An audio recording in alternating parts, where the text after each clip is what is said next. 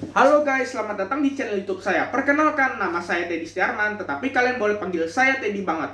Nah, kali ini saya akan membaca sebuah berita. Grup AirAsia Berhad melaporkan statistik operasi untuk kuartal 4 2020 dan tahun buku yang berakhir pada 31 Desember 2020 dengan total 4 wilayah operasinya mengangkut sebanyak 23 juta penumpang.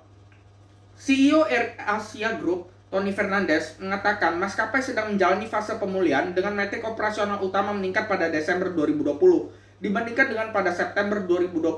Selama periode tersebut utamanya dengan peningkatan sebesar 31% pada penumpang yang diangkut oleh AirAsia Thailand.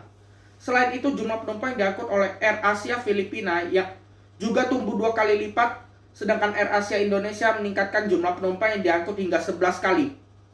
Peningkatan ini menandakan rebound untuk rute domestik yang solid untuk permintaan perjalanan udara di seluruh pasar operasi utama grup. Selama setahun penuh 2020 adalah tahun ketahanan bagi keempat maskapai karena masing-masing entitas bekerja keras untuk mengatasi tantangan yang sedang berlangsung dan bersama-sama mengangkut total 23 juta penumpang. Ujarnya melalui siaran pers dikutip Rabu 17 Februari 2021. Pada Desember 2020, sebutnya 4 total wilayah operasi di bawah grup pulih hampir 60% dari kapasitas domestik sebelum COVID-19. Sementara itu, pasca COVID, grup mengharapkan keuntungan dari operasi maskapai yang lebih ramping dan dioptimalkan yang didirikan pada 2020 dengan berkonsentrasi pada pemulihan rute yang paling menguntungkan dan populer sambil menjajaki peluang untuk mendapatkan pangsa pasar. AirAsia Malaysia menutup kuartal keempat 2020 dengan sebanyak 834.934 penumpang atau tingkat keterisian sebesar 72% kendati terjadi penurunan pada Oktober dan November menyusul adanya pembatasan perjalanan antar negara. Namun setelah adanya pelonggaran pembatasan pada Desember 2020, permintaan peningkatan terjadi untuk perjalanan domestik. Sementara itu, AirAsia Indonesia membukukan rebound yang kuat pada kuartal 4 2020 karena jumlah penumpang yang diangkut lebih dari 5 kali lipat dibandingkan dengan kuartal sebelumnya, menjadi sebanyak 389.283 penumpang. Bahkan pada Desember, AirAsia Indonesia meningkatkan kapasitas operasinya lebih dari 3 kali lipat dibandingkan dengan pada November guna menyesuaikan pemulihan permintaan. Operasi utama tetap berlangsung untuk rute-rute domestik dengan sebesar 93% dari kapasitas pra-Covid pada Desember.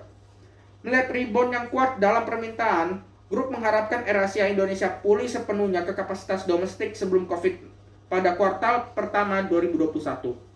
AirAsia Filipina mengangkut 117.948 penumpang pada kuartal 4 2020 dengan kapasitas muatan sebesar 64%.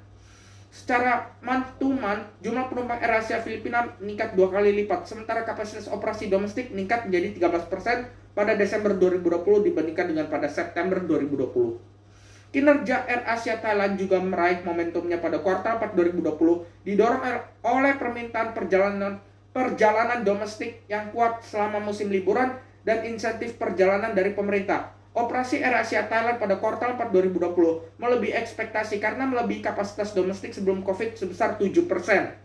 Pada Desember 2020, AirAsia Thailand mengoperasikan 116% dari kapasitas domestik sebelum COVID-19 dibandingkan pada September 2020 sebesar 96%. AirAsia Thailand menggunakan 70% pada akhir Desember. Lebih dari 2,8 juta penumpang diangkut selama kuartal tersebut, meningkat 50% secara kuartalan.